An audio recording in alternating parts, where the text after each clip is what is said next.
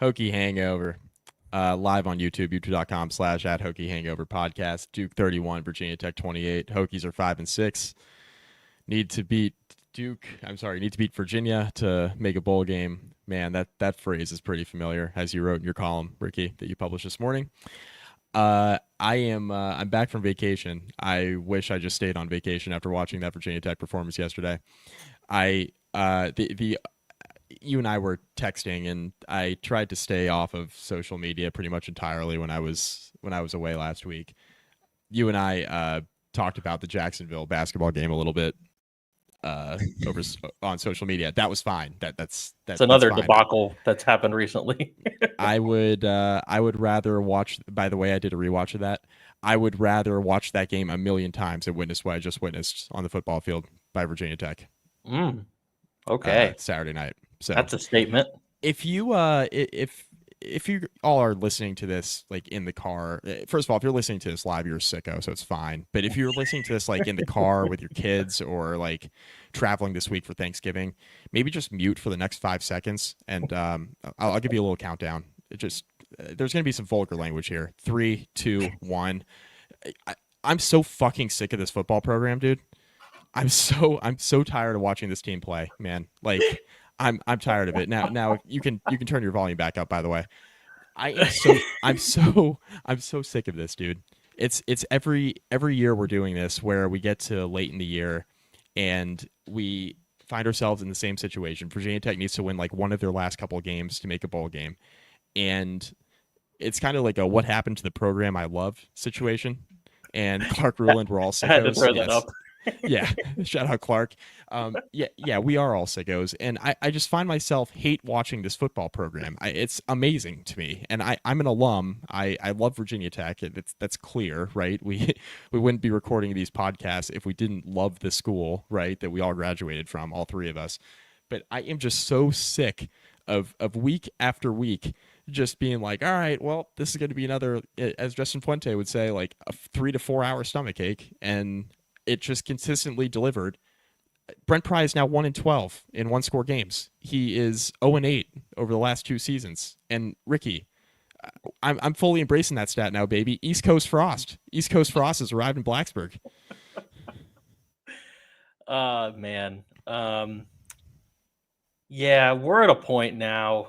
And look, I'm not going to, at least not off the bat, not going to get into the weeds of this game because there were certainly things on the field that I want to pick apart, but just from a broad perspective, kind of a 30,000 foot view, as I wrote in my column that was published today, which you haven't read that, go ahead and go over to X. You can read that now.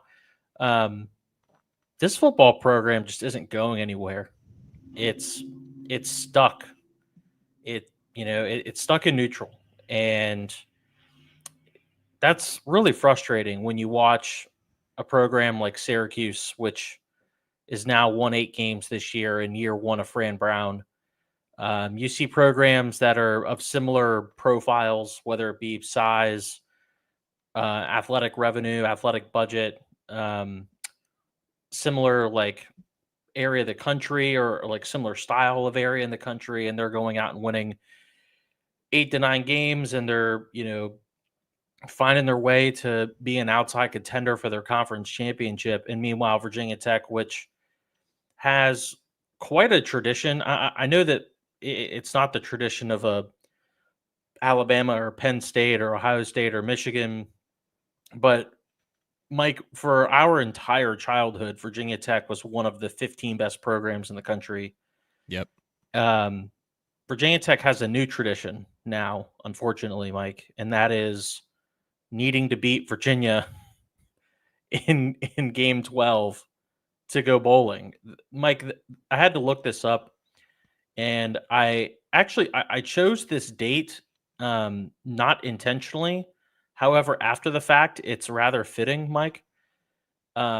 Since 2014, Virginia Tech has needed to beat the Hoos in the final game of the regular season to make a bowl game 6 times. I was going to say, yep. I did the research this afternoon as well. Yep. Now, for those of you that are loyal listeners of the program, or you follow Virginia Tech athletics relatively closely, you know what happened in 2014. But the fact of the matter is that this football program just isn't making any progress on anything. And I'm not going to put a ton of this loss at the feet of the coaching staff directly. They get a lot of blame both directly and indirectly, because a lot of the stuff that happened, in my opinion, on Saturday night was just a piss poor execution, especially on the defensive side and up front on offense, which I know you're going to dive into tonight. So, Oh yeah. Mike, it's kind of an all systems failure right now for Virginia Tech. The players are not playing particularly well. They're not playing consistent football. They're not playing up to what I think people believe that they can, at least the level that people think they can play at. And then this coaching staff isn't adding anything of positive value. Um, Tyler Bowen's not making anything better on the offensive end. Chris Marv isn't making anything better on the defensive end. Brent Pry, in terms of a CEO of this football program, really isn't adding any positive value from that position either. And what you have is exactly what that sounds like, which is a middle of the road football team in a middle of the road conference, um, that's getting middle of the road results. Yeah. And for all of us that spend as much time and money on supporting this program, whether it be driving to Blacksburg multiple times a year to go to games, whether it be buying merchandise, we're not really getting our money's worth, and we're all kind of frustrated because Yeah. the support for this program is not middle of the road. And I'll end this monologue here with a point about the turnout for this game for Duke. Manny Diaz is kicking ass and taking names in year one, Yep. and he has no fan support, zero, No. none. No. Okay. There were about 72 people at that game last night. Virginia Tech has had a sellout for every home game thus far this year, and they're not getting anywhere near the same results. And to me, that's what is the most frustrating part of this, is that once again, we've said it before, but the fans deserve better than this middle of the road football team and football program that we have right now. Yeah, there are diehard like Duke football fans that were real mad at Mike Elko for how he left in the middle of the night and didn't like that the national media was calling Duke a stepping stone program on the football side, because that's just simply what they are. But they didn't really like that. And I mean, Duke is 8-3. They're 4-3 in league play with a roster that was completely turned over after Elko left. And the fact that Diaz has that team at 8-3 with a chance to win 9 games in year one and potentially 10 in a bowl game is remarkable. And he's got no fan support. Meanwhile, in Blacksburg, Virginia Tech, they've never been better funded on the football side. This is the most money they've ever put into the football program. It's come at the expense of other sports, as we've discussed, and Yep. you and Andrew discussed on the podcast I missed. It's never been better funded, and Virginia Tech's getting the same results. And I know that it doesn't always happen overnight, right? Success, turnarounds, that sort of thing. But we're in year 3, and Pry and his staff keep losing one-score games. Virginia Tech has 6 losses this year. 5 of them have come in one-score games. The 6th was against Clemson. It may as well have been a one-score game with how that game kind of went. Just really rough, right? And it's the same thing every time Virginia Tech gets into a tight game. We're left with like, okay, against Clemson, it was like, why didn't Virginia Tech run the ball? We were just kind of confused by the game plan. Or, hey, why was the clock management all strange? Like, why did they, freak out before halftime in Miami, right? Or, why did they hold on to their timeouts last night, right? Saturday night against Duke? Why'd they hold on to their timeouts in the fourth quarter until after the 2-minute warning? And Duke just kind of ran roughshod and gave him a gift turnover to get the ball back. And with 3 timeouts, Tyler Bowen calls 4 heaves like he didn't have any timeouts. Like, what are we doing? the player, the execution stuff, which we'll get into on the offensive line because I have plenty to say there. Like, I understand it's tough when Pop Watson, a redshirt freshman, is coming into the game. He's ordinarily your third string quarterback. I know he was the backup this week to Schlee with drones out, but ordinarily your third string quarterback isn't getting a lot of run in practice, right? So like the 2 minute drill before halftime that was kind of a disaster. I don't really put too entirely on the coaching staff, right? It's just kind of a situational thing, right? Like when you have drones and Schlee, Pop Watson is not getting those situational reps in practice. He's just not. He's the third Yeah. string quarterback, right? So he hasn't been in that situation a lot just in general, whether it be in game, obviously, or even in practice. So when that didn't go particularly well, I saw you tweet something about that. It wasn't exactly surprising that that drive didn't go well before halftime, right? And so it's tough on the offensive line when you have a backup quarterback, let alone a third string quarterback who's a redshirt freshman, doesn't have a lot of experience. I get that. But the offensive line, Ricky, rolled over last night against Duke. They were worse against Duke than they were against Clemson. And we have given Duke a lot of credit for how they've been defensively, and they have been good on that side of the ball this year. But Ricky, they're not Clemson up front. They're not even Miami up front. And like Miami, they got their own issues on defense, but like they got a pretty good front. And Virginia Tech could not block Duke on Saturday night. It was harrowing how bad it was. And Pop had no time to throw, and they were sending the house. And I put some of that on Bowen. I put some of that on Pop, obviously. It's just kind of like a situational thing, right? But a lot of it is just you got to have some pride up front, man. And the tackles were getting beat off the edge continuously. Duke was rushing 5 and 6 with plenty of success, right? You didn't even have to send. I know they sent the house a bunch. They didn't even have to send the house. They're rushing with 5 and 6 with success. It was an embarrassing performance by Virginia Tech's offensive line on Saturday. So when you talk about, okay, where does the blame lie? Sometimes it's on the coaches, right? Directly or indirectly, like you said.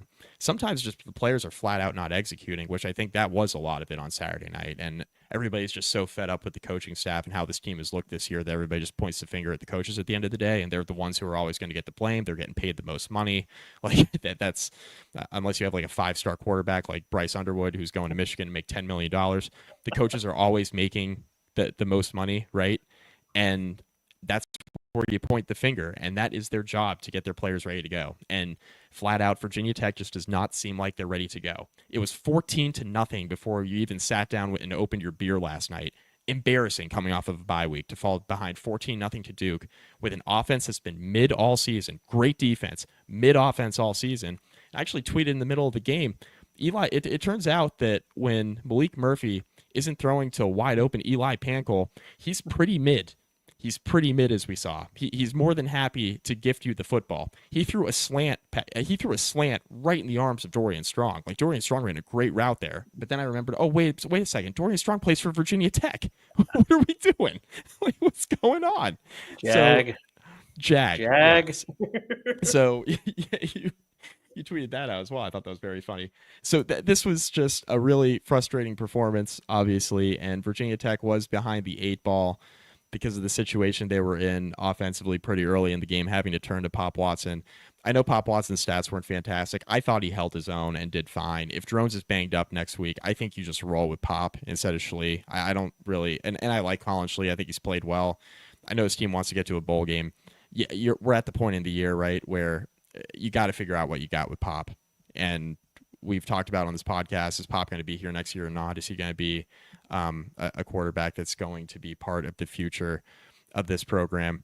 I think it's time to figure that out. That's kind of where I'm at here. And obviously, if Drones is healthy, you play Drones. But if he's not healthy, I think you roll with Pop next Saturday against UVA and just see where the cards fall.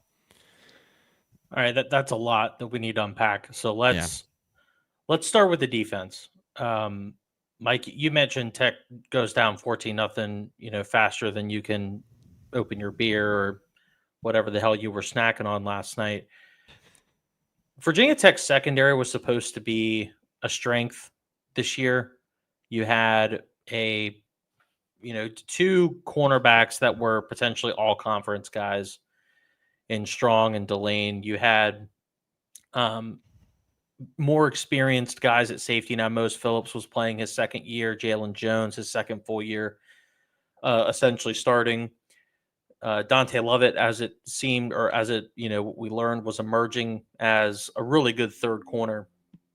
Not the case last night, Mike. Outside of Dorian Strong, this secondary was pretty bad, and you know Malik Murphy throws 3 picks, 2 of them to Dorian, 1 of them to Caleb Woodson at linebacker. But the Pro Football Focus grades are available, Mike. Let's It's unfortunate news for Virginia Tech secondary that those numbers were made available. let's chat about these for a second. We talked a lot about how Mansour Delane had a really rough start to the year against Vanderbilt. Yeah. And for the most part, he had been playing well up until the Syracuse game. I agree. And I thought he was fine against Clemson. Mike, he had 37 coverage plays last night, according to Pro Football Focus. His coverage grade was a 44. Is that bad? That's the worst coverage grade on the team by at least 9 points. And this is your starting corner. Things were not much better for some of the other guys. Mose Phillips had a 61 last night. Dante Lovett in his 15 coverage snaps, 56.3. Fortunately, Dorian Strong held really strong, no pun intended, at 86.7. But the guys in coverage around Dorian just did not show up last night. And that's extremely frustrating, given that Duke had scored 30 once coming into the year. Yeah. And Duke didn't really run the ball particularly well last night up until the fourth quarter when they needed to run the football, which is extremely irritating. But this is we knew it was coming. Yeah. This is a Duke offense that hasn't really been able to get the big play going all year. Malik Murphy has been somewhat of a slant merchant for most of the season and has really leaned heavily on those RPO short throws. For you to give up as many big plays as you did in this game against Malik Murphy, who, as we said, Mike, is a certified Jag, is pretty irritating. And mid-league Murphy. Yeah. I mean, pass plays of 86, 77, 58, and 34, the first 2 of which resulted in touchdowns. Yeah. I mean, you should not be giving up those kinds of pass plays to a receiving core like this, which, give them their flowers. They played excellent last night. But by and large, this has been a very mediocre receiving core. And Malik Murphy has been very much a game manager quarterback at best.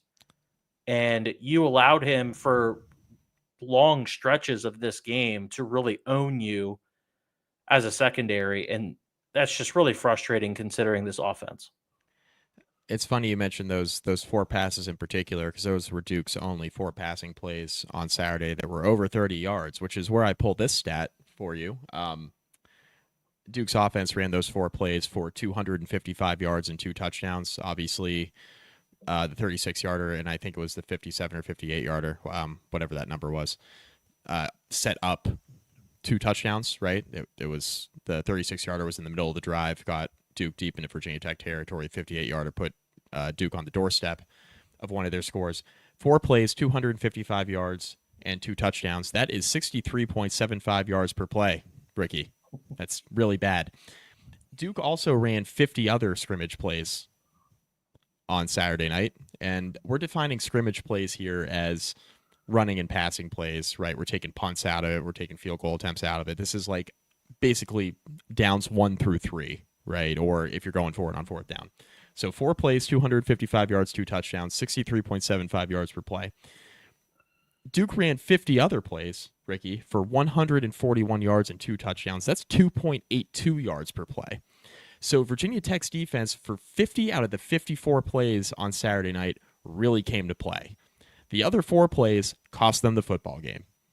And I always hate those stats because some people try to spin that as, oh, well, they had a decent night last night. No, you cannot just remove no. your biggest mistakes and then all of a sudden say, "Oh, well, they played mostly well. They just had a couple bad plays." Well, like you said, Mike, those bad plays cost you the football game. That's why Cost you you the game. lost. Yeah, cost you the game. And this has been a theme, right? This is something that Virginia Tech has been dealing with under Brent Pry for the entirety of his tenure. It was happening, I would say, a lot more last year. So I think in some ways, it's funny because in two out of the last three losses, it has been the backbreaking plays that have killed Virginia Tech, right? I mean, I'm talking about against Syracuse Yeah. and then on Saturday night against Duke in particular. Clemson just kind of overwhelmed Virginia Tech as that game went on, especially defensively, obviously, with Tech being down guys and forgetting how to run the ball or forgetting that you can run the ball. That's like a thing you can do in a football game. They forgot they could do that. Um, but God, don't get me started. totally, yeah, totally overwhelmed. I'm still confused a few weeks later. Uh, but this has been a hallmark of the tenure, right? And it was a real issue in year one. We gave the staff a pass because the roster was so bad. It was an issue last year, especially against the good teams, and especially in September as well, when Virginia Tech was still trying to figure out their identity and what they were.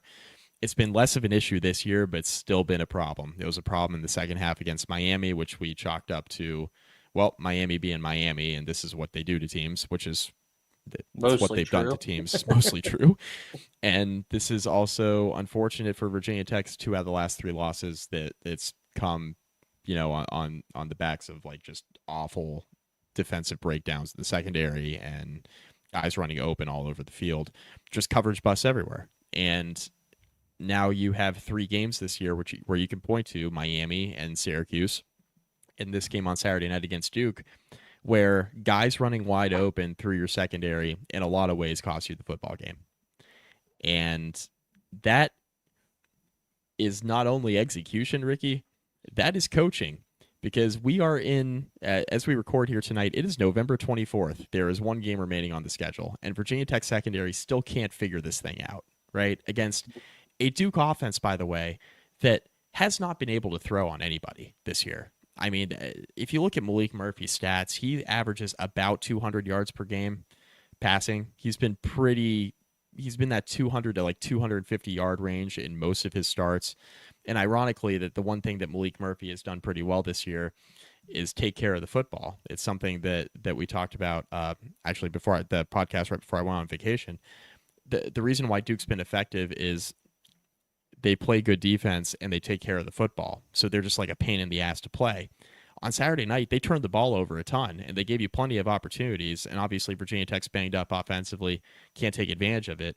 But Virginia Tech's defense in those four plays, it really did cost them the game. I mean, not only are those explosive plays, but three of them are over 50 yards and two of them went for touchdowns in the first quarter. You just cannot have that happen this late in the year. It's pretty unacceptable for that to happen ever in a singular football game. But for Virginia Tech to let this happen really on two offensive possessions in a row, because that's basically what it was, is pretty pathetic. And you're coming off of a bye week too. You had 2 weeks to prepare here, and you're totally blown away and mesmerized by Duke's passing game of all teams. Just I saw all I needed to see when Virginia Tech kind of rolled over defensively in the first quarter. I give the players credit for clawing back into the game. I give the coaching staff credit too for keeping the team motivated. There were people asking questions on social media, hey, is this team quitting right in front of us? And once again on Saturday night, they proved they did not quit, even though it looked like they were quitting early in the game. They did not quit. And again, that part is a testament to the coaching staff. The players are still playing hard for the staff, but it just hasn't worked out. Like it's not working out right now. And there are some larger institutional things that probably need to happen for any real change to occur. But Pry is not going anywhere. They are not firing him. They aren't really in a financial position to fire him. I don't think it would be in Virginia Tech's best interest to let him go at this juncture. Whit Babcock is not hiring a third football coach. So is Whit Babcock going to fire Brent Pry? because that's probably an indictment of Witt if he fires Pry. You don't get to hire if you're serious about football, which Virginia Tech purports itself to be. That's why they put all the money into this thing and kind of tanked two basketball programs that were doing pretty well for themselves. They purport themselves to be serious about football, which I appreciate. You don't get to hire three coaches as an athletic director on the football side. You don't. It does not happen in major college athletics if you're serious about football. So Witt's not going to fire Brent Pry.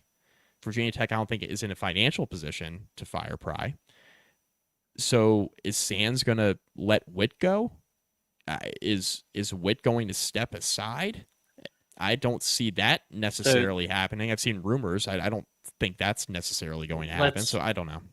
let's let's hold on to that for later in the show, because I do want to have that conversation before we finish tonight.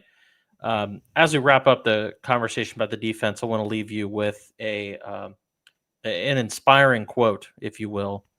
And I just know that this makes me feel better, that the cornerbacks coach for Virginia Tech says, "You're completely in control of who and what you allow to become relevant to you."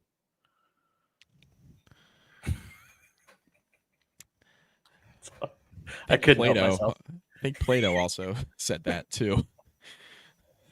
All right, enough. Socrates? Was that Socrates? Sorry, I had to throw that in there. Offense. So let's start with Pop Watson. This kid, I mean, look, I've made it pretty clear my, I guess, skepticism of Pop's ability to play at this level. I was impressed by the way that he competed on Saturday. I thought that he was certainly not prepared for this moment, which is not all that surprising considering this is probably the first week he has gotten serious second team reps with the offense and not been running scout team. So I want to preface everything I say by saying that I don't think Pop was particularly prepared for this game. Liked what he brought from a mobility standpoint. Obviously, he's a great athlete. He's got some ability to be agile and avoid defenders both in the pocket and outside the pocket, and that's certainly a valuable tool. I thought he made a couple throws that were intriguing last night. Also made some throws that were really just low quality and Not what you not want. yeah, either not accurate or not strong enough. Just some poorly placed passes. Um, he looked really overwhelmed once Duke decided to dial up the pressure, and Mm-hmm. this was about maybe 4 or 5 plays after he came into the game. Duke decided that they were going to load up the line of scrimmage with about 5 or 6 guys at minimum, and they rushed every single one of them. And I'm not intelligent enough to be able to tell if that's on Pop for not being able to call out the protections properly and get guys picked up, or if that's an offensive line issue where they just weren't in sync to be able to make sure that they had a hat on a hat. Now, where this transitions into the offensive line is, Mike, there was a point in this game where Duke stopped blitzing and they decided they could get to Pop Watson by just rushing four. Yep. And that's exactly what happened. And it got to a point where Duke decided we don't need to send extra guys. We're going to drop 7 in the coverage. And we're going to make Pop Watson beat us with 4-man rushing. And we're going to make this offensive line block us. And they just couldn't do it. 8 sacks, I believe, in this game, Mike. A ton of TFLs. Duke's defensive line lived in the backfield for this game. I'm not going to put all the blame on the offensive line for sure, because I do think that some of this comes from having an inexperienced quarterback who's not able to get things called in the right way at the line pre-snap. For sure. However, um, Mike, the offensive line was just not good last night, especially in pass pro.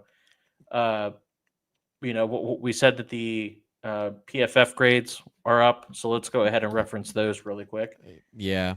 Braylon Moore, Caden Moore, and Parker Clements all had 43 or more pass block snaps on Saturday. All of them registered a grade of 58 or lower. Mm-hmm. Bob Schick had the next highest. He was at 67. Mike, Johnny Garrett had 30 pass block plays and registered a grade of 47. This was a total failure up front, Mike. Colby Crawford, VT Scoop, tweeted this a little while ago. This seems relevant to the conversation, Ricky, so I'll bring this up now. This is out of Power 4 quarterbacks with 18 or more dropbacks this season. You ready? Average time to throw for Pop Watson on Saturday night, 3.4 seconds. That's 123rd out of 126 quarterbacks in the FBS. Really bad. Did not have time to throw. Shocking. Pressure rate, defensive pressure rate against a quarterback for Pop Watson on Saturday was 47.4%. That's fifth out of 100 P4 quarterbacks with 18 or more dropbacks this season. That's fifth. Drop percentage of on-target throws, which Aiden Green, buddy, I hope you were able to catch a cold today. Drop percentage on on-target throws. God. 14.3% of Pop Watson's throws on Saturday night were on target and dropped. That's the 8th highest this season out of 122 quarterbacks that registered 18 or more dropbacks. It was bad, Ricky, right? It was bad with the offensive line. It was bad with the wide receivers. Aiden Green had Except for Ali Jennings. Except for Ali Jennings, by the way, 3-0. Jesus 3-0, baby. Christ. Uncharacteristically bad game for Aiden Green. I know I just kind of threw that jab in there. Everybody knows how I feel about Aiden Green. I've given Aiden Green plenty of flowers on this podcast. I think he has a really bright future. He did not have a very good game on Saturday night. And yeah, a couple of key drops that really put Virginia Tech in a predicament. So, but he wasn't the only one. You know who's been, I think, maybe outside of Kyron Drones, the most disappointing player on this offense, Mike? Who would that be? Daquan Felton. Oh, yeah. Yeah. He runs two routes, Ricky. He runs a go route and then... Oh, I'm sorry. He runs a post, and then you can count his second route as a go route when he's supposed to run a post, and then he doesn't. Those are the two routes he runs. Yeah, teams figured that out. He's got 30 catches this year. He'd have to get 8 against UVA to tie his number from last year, but he's averaging 10 yards a reception. Last year, he averaged 17 yards a reception. Yeah. He's only caught 2 touchdowns this year. He's essentially been a non-factor in the passing game. And Virginia Tech really relied on him last year to stretch the field, and he was such a productive player when Virginia Tech tried to stretch the field in 2023. Just has not been the case this year. And I know that some of that's been on Kyron. I know that Felton has been open sometimes down the field, but he seems like he's just getting lost in translation for most of these games, where he's not even being targeted, and it's not because he's not getting snaps. He is out there a ton. Between him, Lane, and Steven Gosnell, those are like your 3 snap leaders at receiver. So Felton is getting a ton of run and a ton of opportunities, but he's just not finding a way to make an impact in this game. And that's extremely disappointing, considering Kyron and Colin Schlee and now Pop Watson could really use some help from receivers that have a track record of being explosive. Yeah. Yeah, I agree. It feels like defenses are just figured out, what playoff, what Felton does. Yeah. I mean, they just kind of figured it out.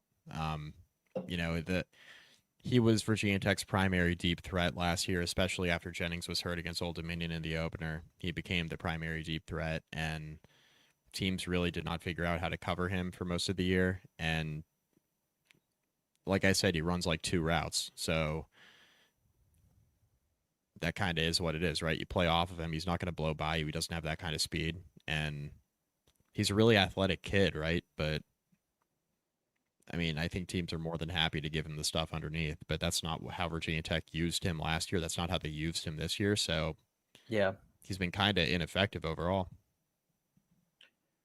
Um, Last thing I have on offense, Mike. I don't know what the health of Colin Schlee is going into this week. Mm-hmm. I don't know what the health of Kyron Drones is. That brace looked pretty damn big on his knee. We are one snap away from Davi Belfort playing in his true freshman season. Um, if you thought we had questions about this offense 6 weeks ago, just wait until Davi Belfort has to play.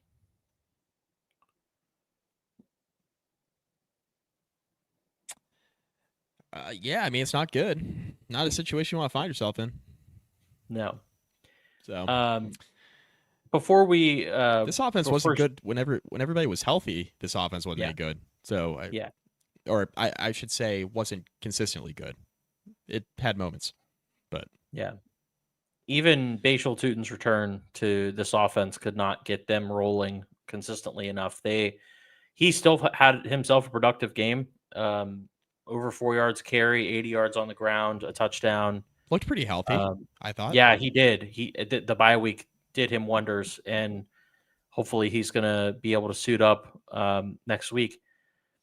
Mike, anything else on this game in terms of details before we look at the broader picture here? No, because the broader picture is really all that matters at this point. Yeah, You brought up the fact that Virginia Tech, they're finding themselves once again in a position where they have to beat UVA to make a bowl game, and that's happened now 6 times since 2014. And unfortunately, that's been the standard of the Virginia Tech program for the better part of the last 15 years, save for a few seasons here and there. It's been pretty much a battle, right? They've been a fringe bowl team for the better part of 10 years for sure. And even if you want to go back to like when I was in school, really Virginia Tech's last really, really good year where it felt like they had momentum going into the preseason and they were going to be really good was 2011. I know some people might say 2016, first year with Fuente, but I don't think a lot of people were, even with the talent that was returning to that team, I don't think people were anticipating that 2016 team was going to turn into what it was going to no, the conference title game, because you had returning production, but you also had a team that was scratching and clawing to make a bowl game in Beamer's final year, right? So, like, I don't think anybody expected Tech to jump up and be the kind of team that they were that season under Fuente. So really the last time where Virginia Tech went into the year with expectations and were able to kind of meet them was 2011. yeah, And that's a long time ago now, right? I mean, that's the that's a while. We're talking about the better part of like a decade and a half. And hmm since then, Virginia Tech's just kind of been this team that's been kind of fledgling as a bowl team and trying to make it scratch and claw to make a bowl game. I mean, Virginia Tech, I mean, in not too long ago, under Justin Fuente, they had to reschedule a game late in the year against Marshall to damn, to you know uphold their bowl streak. Right, that's the only reason that game was rescheduled. yep, Earlier game was canceled. We know the story. East Carolina game was canceled. Whatever. You reschedule a game against Marshall to make a bowl game, and that was like a whole joke at the time. But that's just kind of what this program is now. And it's unfortunate that it has to be that way, but it is. And I've talked a lot on this podcast about Virginia Tech having everything in front of it, and it's the past is the past. It's easy to look hindsight 2020, but when Virginia Tech was a consistently good top 15 program under Frank Beamer, top 15 is conservative, top 10 a lot of years. yeah, When we were kids, they didn't capitalize on that football success in the way that they probably should have. That there wasn't the push of putting everything into football's basket that there probably should have been at the time. I look at Virginia Tech and how they were, and Pride talks about, you know, Virginia Tech was Clemson before Clemson was Clemson, right? In terms of like the ACC, right? In terms of just yeah, like the conference. And he's right with that statement. And obviously, Virginia Tech wasn't able to finish the drill in '99, right, and win the national title. And that was a really long time ago now. But I look at how Clemson poured everything into their football program when Dabo was gaining momentum. And it looked like that program was going to start to contend. Truthfully, right around 2011, when Clemson beat Virginia Tech twice, including in the ACC title game, they really started pushing everything into football at that time and really getting behind the momentum that Dabo had brought to the table as an assistant that didn't really have a lot of expectations when he was hired, when they fired Terry Bowden. Did not have a lot of, or Tommy Bowden, excuse me, didn't have a lot of expectations like going into that. And they're in a situation where now they're this program that's won a few. They've won a couple national titles. They've been to another. They're probably not going to make. They could still make the playoff, I guess, this year, right? But they've been like a top 15-ish program the last few years, and at their peak, they were one of the top 3 or 4 programs in the sport. Virginia Tech didn't push all of their eggs into the football basket when Beamer had this thing humming, and I think that's unfortunate because it's a snowball effect, right? Because you get to the end of Beamer and things start going a little sideways. Then Fuente jumps in and, you know, 2 good years, right? But you're not able to sustain that momentum on the recruiting trail. Pry comes in and it's like no roster and it's a new transfer portal era. And like the 22 was like a disaster coming in for him, right? And he's had to kind of rebuild the relationships on the recruiting side.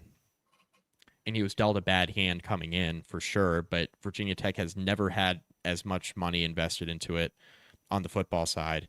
But they're playing from behind the 8 ball too, because a lot of teams really made that push when Virginia Tech should have been making it like 15 years ago.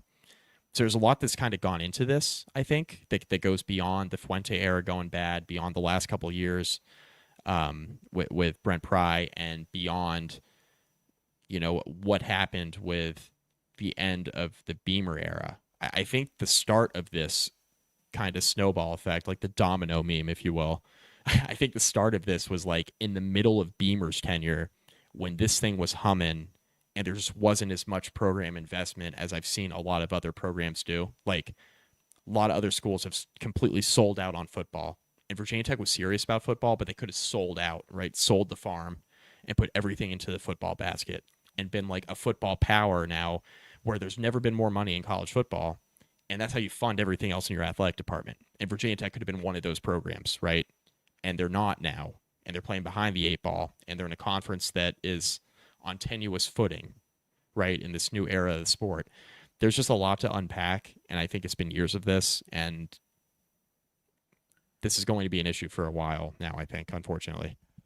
Mike, I think the biggest issue for me, and this actually kind of ties into the men's basketball's loss to Jacksonville, which you and I went back and forth a little bit offline. I'm not disputing that resources matter because they absolutely do. Your programs that are resourced more than the others are consistently going to be better.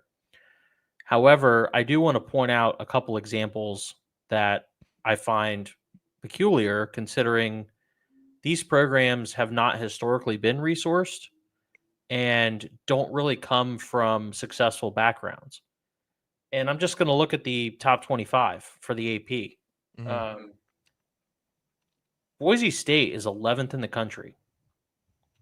Indiana is 10th in the country and has 1 loss.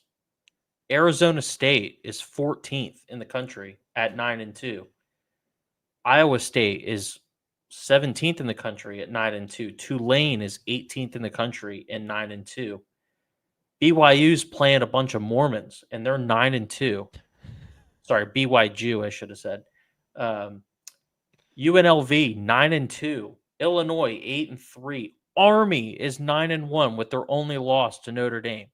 These are programs, Mike, that we would not consider historically resourced for football. Yet they have the proper people in place. Mm-hmm. and they find ways to win football games. Boise State's been winning football games for like the last 20 years, and they have almost always been a 7+ win football team. And now that the playoff is expanded, they are in position to take advantage of it because they have the right guys in place. Tulane just lost Willie Fritz in the offseason, and they're acting like nothing happened. They're playing. They're better than they were when Fritz was there. This is all about leadership, Mike. Resources matter, but if you don't have the right people in place, it doesn't really make a difference. And Virginia Tech is now in a position where they are resourced for the first time, really in years. But I don't think that they have the people in power to be able to take advantage of that. And I think the proof is in the pudding here, where we Yeah. have teams that simply just are outgunned on the financial front and are still finding ways to win football games, regardless of what their strength of schedule is. Because no one can tell me that Virginia Tech's strength of schedule this year was overly daunting. Right. And Virginia Tech blew it, and they're now struggling to make a bowl game and win 6 games. Whereas you've got teams that don't have particularly strong schedules either, and they're winning 9 or 10 games. Yeah.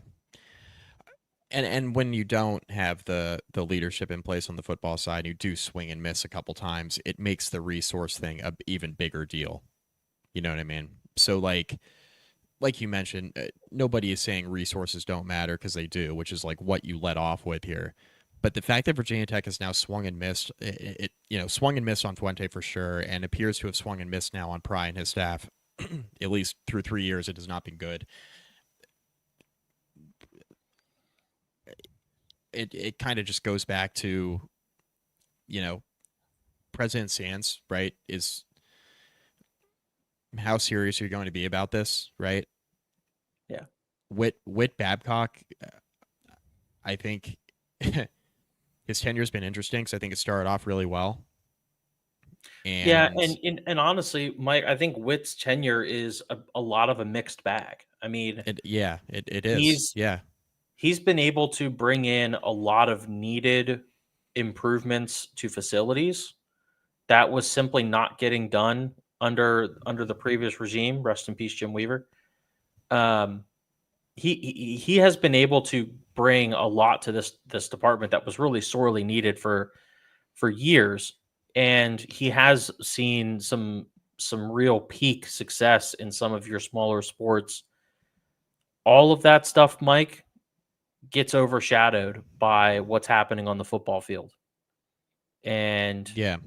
you can be an excellent athletic director when it comes to, signing these facility improvement contracts and getting stuff built and getting stuff renovated, and you can get the nice baseball stadium put together, and that's awesome. I'm excited that Virginia Tech's baseball stadium is respectable for the first time in years. But before the renovations, English Field was a mess.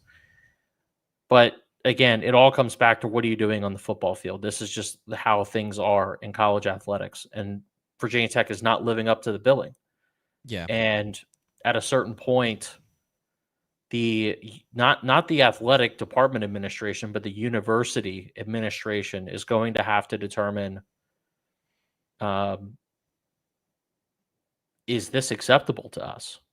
Yeah. And I'm not going to um, go to the point yet where I'm saying that stuff needs to happen this winter. But depending on the outcome of Saturday's game, Yeah. I might be there. We're getting And there. Yep. if next week does not go well, Mike, and Virginia Tech goes 5-7, I think the recap of that podcast is going to be a lot less about what happened on the field that night and a lot more about the decisions that need to be happening at Burris Hall and not Merriman. Yeah. We've had a lot of big picture discussions on this podcast over the last few years. A lot of them have been around football disappointment. I think that would be something that would continue and be heightened even. The other thing I want to note too is, Witt's done a lot of good stuff, but when you swing and miss on one coach, and that coach that you swung and missed on nearly took a job in the Big 12 and told you that you really needed to upgrade your resources for him to stay or for anybody to find this an attractive job moving forward, which Fuente was right about, by the way. Yeah. And you start putting your money into it and then let that guy go, which was the right decision, right? Fuente wasn't delivering. Let that guy go, but probably like a year or two, you let that linger probably a year or two more than you should have. Some of that's in your control, some of it's not with COVID. I get it. Yeah. But you bring Pry in with all these resources that Fuente was calling for, right? And now we're in the NIL era and you need even more money than you thought. It's not just like, let's upgrade the facilities. It's we have to find a way to pay our players, right? I mean, everybody's trying to figure that out. Yeah. And you begin robbing Peter to pay Paul across your athletic programs, right? And then when you pay Paul, you're kind of shortchanging Paul because you come into the year expecting to be a team that's going to compete in the ACC, and at best you're going to be 6-6 at the end of the regular season. And now your basketball programs have taken a hit as a result of it. Your two biggest programs outside of football, wrestling's fantastic. I'm talking about like revenue wise. Your two other Yeah. like cash cows, so to speak, men's and women's basketball, are now kind of behind the eight ball a little bit. Men's especially. Yeah, and just a quick point on wrestling. Most of their fundraising is done outside the athletic department, Right. Yep. which is I think one of the reasons why that sport has been able to kind of avoid some of these other departmental issues that they're having. The Southeast Regional Training Center was developed several years ago by I think Dresser was still around when that was getting off the ground, but Roby has done a phenomenal job of building that out and using that as a recruiting tool. And that's kind of like the only reason why wrestling hasn't been gutted and why Right. they're still one of the top 10 programs in the country. But yeah, all the other programs have been a victim of football getting the most resources they've ever had. Right. And now we're getting the same product or worse, depending on the week, right? That Tech got under Fuente. And this isn't a Justin Fuente conversation. This is just a hey, we put all of our money into football and now basketball sucks to the point where like Mike Young, I don't know if I mean that guy's won almost 400 games. I don't know if he's going to survive it. By the way, that roster is in such bad shape that like it could be bad enough that like maybe you got to hire another men's coach. Maybe he's just like throws his hands up and he's like, I've had a great career, which he has. I've had a great career. I'm done. I don't know, right? I don't know what his thoughts are on Yeah. everything, NIL, whatever. But he might throw his hands up and say, you know what, this is insane. I'm out of here. And this is his dream job, by the way. But Mhm. you've put him in a really tough spot the last couple seasons with his roster and what he's able to pay people. And now he's in a worse spot than ever before with that. He's in a brutal spot there. And so now if you take a step back and you look at Whit Babcock, you say, okay, football has not improved, right? Yep. Has not improved. Same product we got under Fuente. Yep. Football hasn't improved. Now the two basketball programs, by the way, women's basketball 2 years out of the Final Four. Kenny Brooks said, see you later for Kentucky, which I get, right? Very frustrating for the fan base. But for Kenny Brooks, he's like, well, Kentucky, SEC money, I'll go there. My entire roster that I just went to the Final Four with is gone. I'm going to make sense for him. He leaves. You hire Megan Duffy. He seemed like a good hire. But the expectations are different because it's just not Kenny Mhm. Brooks. And then When we she's just had probably not being resourced like Kenny was for a few years ago. right. So she's kind of coming into a different situation. And Mike Young is in a different situation now than when he was hired. So now your your three biggest programs in the athletic department are all struggling. So then in most situations, the athletic director wears that, right? Like he's the one or she's the one who falls on that grenade, so to speak. And I don't know what the future holds for Witt, but I think his seat is incredibly hot. I think it should be. Uh, yeah, it's just not, you can't swing and miss on two football coaches. That's the bottom line here. Like you can talk about other stuff. People worry about LED lights and what uniforms Virginia Tech's going to be wearing and the Nike contract, stuff that does not matter outside of winning. You just need to win football games. And the two guys that he's hired to do that have not done that job. And that is the bottom line with Whit Babcock. And he's done a lot of other good stuff, but Virginia Tech's not winning enough football games. And it's two hires that he's made, the most consequential hires in school history, can be argued post Beamer, and you swung and missed on both of them. So yeah, and just to add insult to injury, Whit Babcock was very clear when he got to Blacksburg that he saw something bigger for the baseball team, and put a ton of money into the English field renovations that we just talked about. yep. Since they went to a super regional, Mike, they are below 500 in the ACC the last 2 years. Yep. So you're seeing a regression across the board, essentially.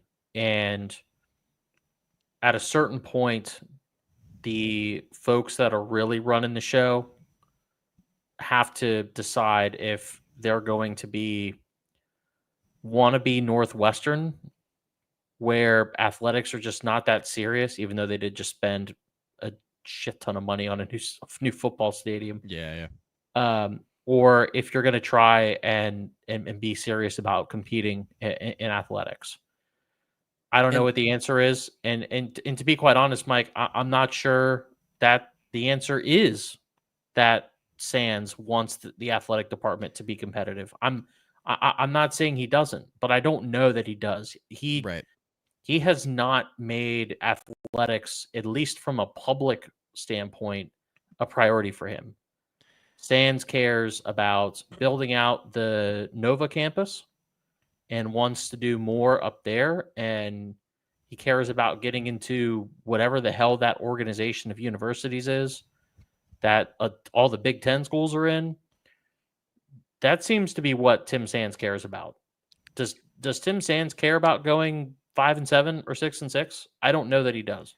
He should, and here's why. Yes, because he should. he should, and here's why. Right, Virginia Tech as an academic institution, in terms of enrollment and the type of school that it could become. Yeah. A big reason why Virginia Tech is one of the top public universities on the East Coast is because of the 99 football team. Of Mike Vick. Flat out. Michael Vick and flat Brent out, Weaver. point blank, period, because of Michael Vick. So the Virginia Tech is a great academic school. We all graduate. We're biased. We're all graduates. Like, I am very proud to have graduated from Virginia Tech. I think it's a great school. I graduated from Pamplin. It's done me wonders.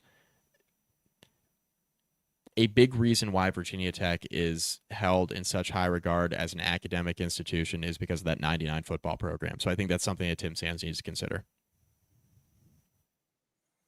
Yeah, I certainly agree. You got anything else, Mike? Anything we've missed? I don't. I have another podcast to record here shortly, so I'm That's good to right. wrap. I'm good. So if you are a true sicko and you're not going to bed yet, go to the Basketball Conference podcast. Mike will be there. He'll be discussing the rest of the ACC, this maddening conference. If you're in Blacksburg, Counts Family Pharmacy is the place you want to use. Shout out to them for supporting the podcast since the beginning.